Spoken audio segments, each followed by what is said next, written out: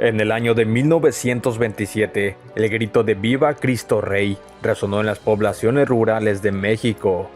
Lo que se pensaba como una lacónica manifestación, se transformó en un vehemente escenario que desgarró al país por casi 3 años.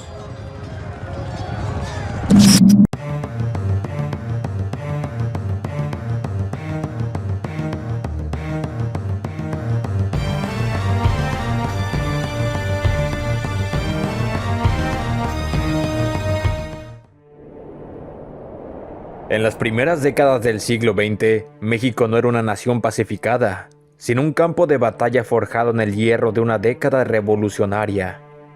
Pero en medio de la reconstrucción y el caos, una herida profunda, la más antigua de su historia, aún supuraba: la relación entre la Iglesia Católica y el Estado. Este conflicto no era por territorio o riqueza, sino por la supremacía legal sobre las instituciones y la vida pública de la nación. Los ideales liberales de la Reforma del siglo anterior habían chocado de frente con la fe de una población profundamente devota. El Estado, obsesionado con la modernidad y el laicismo, vio a la Iglesia como un obstáculo feudal que debía ser extirpado. Pero fue la Constitución de 1917 la que cavó la trinchera final entre ambos. Esta Carta Magna no solo separó a la Iglesia del Estado, sino que buscó someterla. Los artículos clave fueron el arsenal legal para consolidar el control estatal. El tercero, que arrebataba a la Iglesia la potestad educativa. El quinto, que prohibía las órdenes monásticas, socavando su estructura interna. El 27, que ratificaba la nacionalización y el control estricto de los bienes eclesiásticos. Y sobre todo el 130, que despojaba a los sacerdotes de derechos políticos esenciales, como votar o criticar al gobierno, y limitaba severamente el número de ministros de culto. El mensaje era inequívoco: la Iglesia ya no era un socio, sino un subordinado del Estado. Durante una década, la Iglesia resistió con lo que se llamó la guerra pasiva, negociaciones, protestas cívicas y desobediencia discreta. Pero la balanza se inclinó fatalmente en 1926. El presidente Plutarco Elías Calles, un hombre de hierro y fervor anticlerical que soñaba con fundar un nuevo orden, estaba determinado a hacer cumplir la voluntad del Estado. El presidente promulgó la ley que llevaría su nombre, la Ley Calles, oficialmente Ley de Tolerancia de Cultos.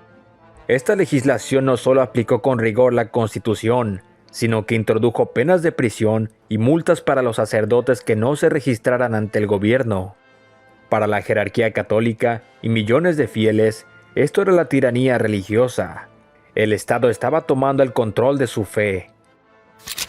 En un acto de desafío sin precedentes, los obispos del país, con el respaldo de la Santa Sede, desconocieron la ley y en protesta, desde el Vaticano, el Papa Pío XI declaró suspendido el culto público en México.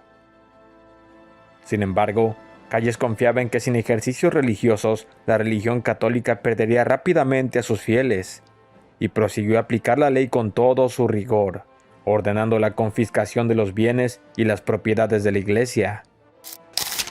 Con el culto suspendido y la reacción del gobierno, la chispa se convirtió en incendio, y a modo de réplica, para el mes de octubre, la Liga Nacional para la Defensa de las Libertades Religiosas comenzó un boicot contra el gobierno mexicano, llamando a la desobediencia civil y pidiendo a la población no pagar impuestos, no consumir productos producidos por el Estado, no utilizar automóviles a fin de no comprar gasolina e incluso dejar de comprar billetes de la Lotería Nacional, lo que en efecto causó daños graves a la de por sí mellada economía mexicana. En correspondencia, el gobierno de Calles ordenó a la policía y al ejército federal perseguir y detener a los miembros de la Liga, en cuyas redadas las fuerzas del gobierno fueron más allá, y abusando de su autoridad, asaltaron y llegaron a matar a integrantes de la intransigencia, afectando también a la población civil. De este modo, si bien la gran mayoría del episcopado mexicano buscó evitar el conflicto armado con el gobierno y se sometió a las medidas de control de Calles, una facción radical de la Iglesia Católica, conformada por jesuitas, miembros de la Liga, comenzó la lucha armada. El 1 de enero de 1927, desde los ranchos en los Altos de Jalisco, con el lema de Viva Cristo Rey y Santa María de Guadalupe, los cristeros, como así se les llamaba, comenzaron su movilización, el acopio de armas y posteriormente, bajo el mando de los sacerdotes Aristeo Pedrosa y José Reyes Vega, las guerrillas. Los cristeros se convirtieron en sinónimo de milicia de la fe. Su composición era sociológicamente reveladora. No eran un movimiento de grandes terratenientes, sino de la clase rural. Destacaban los rancheros de los Altos, hombres independientes a caballo, acostumbrados a la dureza del campo. También se unieron miembros de las clases medias urbanas, obreros católicos y, en menor medida, exmilitares desencantados. Pero el grueso de sus filas estaba compuesto por los campesinos. Más de la mitad de los cristeros eran jóvenes de entre 15 y 20 años. Carecían de sueldo, contando solamente con la fe y el apoyo esporádico de la Santa Sede. Además, figuras civiles como Anacleto González Flores, conocido como el Maestro y abogado de profesión, organizaron la resistencia cívica que dotó al movimiento de una columna vertebral ideológica que lo trascendió. Enfrente estaba el Ejército Federal Mexicano, una fuerza profesional y leal al Estado, aunque constantemente minada por la corrupción y el caciquismo interno, propios del gobierno central de Calles. Los federales contaban con armamento superior, artillería y, crucialmente, una cadena de mando jerárquica. El entonces secretario de Guerra y general, Joaquín Amaro Domínguez, famoso por sus hazañas revolucionarias, dirigió la maquinaria de contrainsurgencia. En febrero de 1927, tras la batalla de San Julián, en los Altos, la cristiada demostró su valía, derrotando por primera vez al ejército federal. Rápidamente, la influencia cristera se extendió a lo largo y ancho del Bajío y sus alrededores, siendo Guanajuato, el sur de Zacatecas, la Sierra Gorda de Querétaro, partes de Michoacán y Colima, regiones con una profunda tradición conservadora y una estructura social de rancheros y pequeños propietarios. En este mismo periodo, el impacto de las hazañas rebeldes se tradujo en la emergencia de héroes, como Victoriano Ramírez, uno de los generales de la cristiada, conocido como el 14, quien fue ensalzado como un símbolo de resistencia católica, cuya astucia y temeridad en el campo de batalla inspiraba fuerza a los cristeros y miedo a los soldados del régimen. A pesar de su avance rápido, la insurgencia seguía siendo una guerrilla, ocultándose en las sierras e incapaz de tomar las cruciales vías férreas. Así, a medida que la guerra avanzaba, los cristeros comprendieron que el fervor no era suficiente. Para hacer frente al poderoso ejército federal, necesitaban un líder profesional. De esta forma, contrataron al general Enrique Gorostieta Velarde. Gorostieta, un militar de carrera, educado en el heroico colegio militar, fue fundamental para evolucionar la cristiada, pasando de ser una milicia dispersa a una fuerza capaz de sostener confrontaciones más convencionales. Un elemento táctico clave de los rebeldes fue el sabotaje a las vías de comunicación y suministro. El asalto del Tren de la Barca, en 1927, aunque tácticamente limitado y fácilmente reparado por el gobierno, demostró ser un golpe mediático. El ejército federal, que controlaba la prensa, magnificó la brutalidad cristera para desacreditar la causa ante la población urbana, transformando lo que pudo ser una derrota en una victoria de propaganda. Por su parte, si bien durante el primer año del conflicto, el gobierno de Calles pudo contener a los rebeldes fuera de las principales vías férreas, para 1928, el ejército cristero, dejando poco a poco las tácticas guerrilleras y ahora capaz de presentar batallas formales, había tomado la delantera sobre el ejército federal. Ante el adverso escenario, el general Amaro Domínguez buscó asestar un golpe estratégico decisivo, utilizando toda la maquinaria del Estado. La inteligencia militar federal identificó que la fuerza cristera radicaba en su apoyo civil en el campo, y así, el gobierno de Calles implementó la llamada política de reconcentración.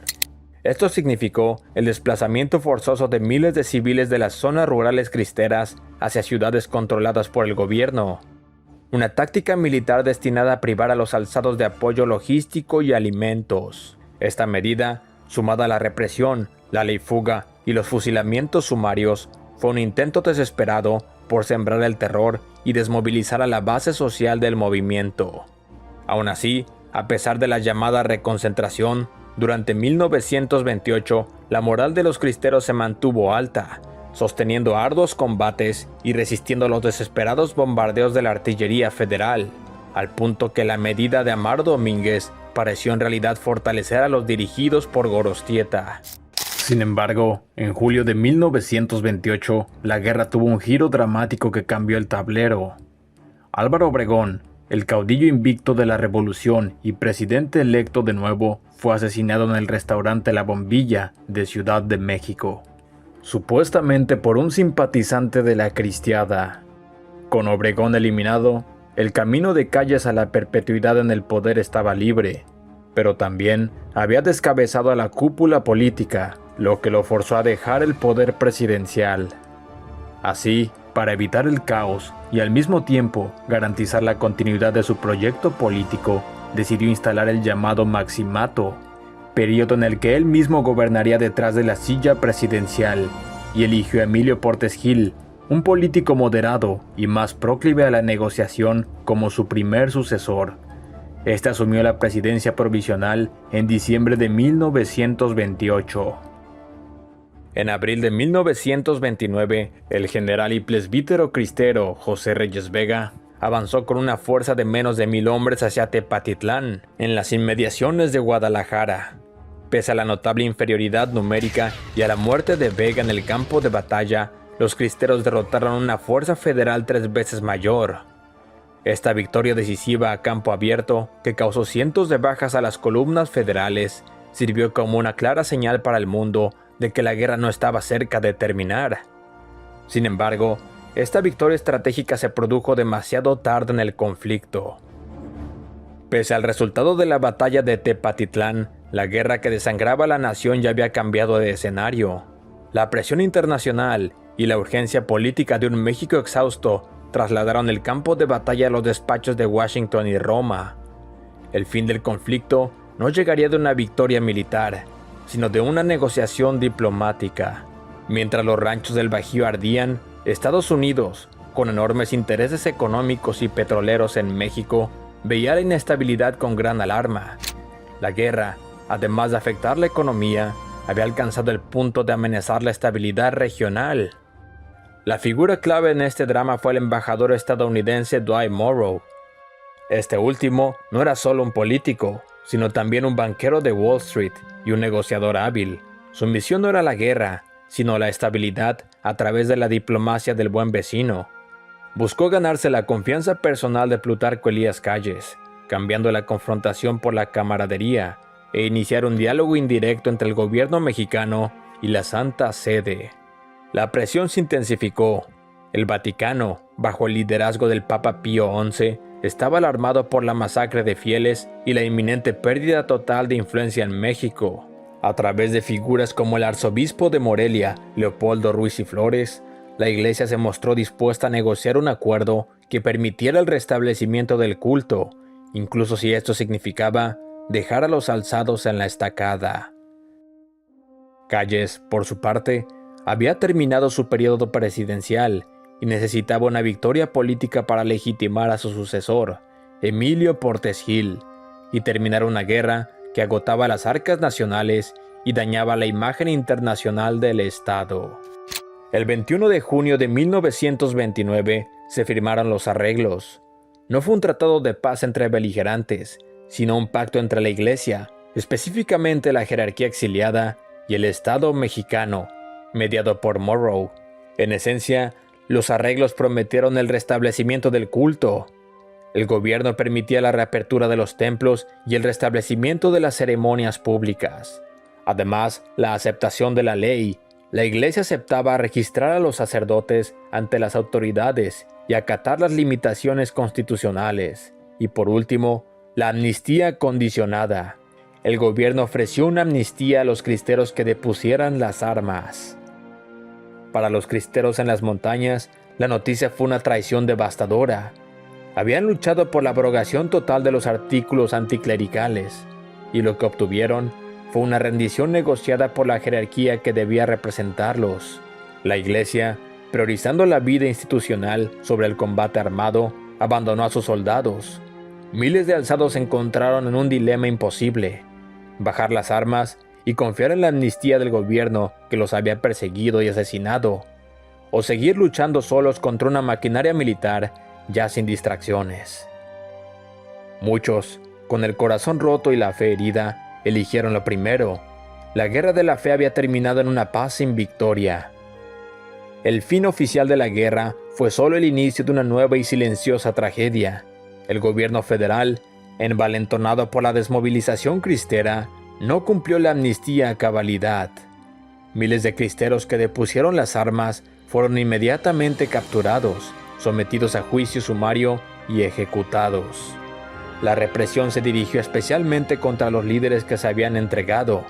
Incluso el general Enrique Gorostieta Velarde, el brillante estratega, fue asesinado poco antes de los arreglos, en un enfrentamiento confuso, privando al movimiento de su líder militar en el momento crítico de la negociación.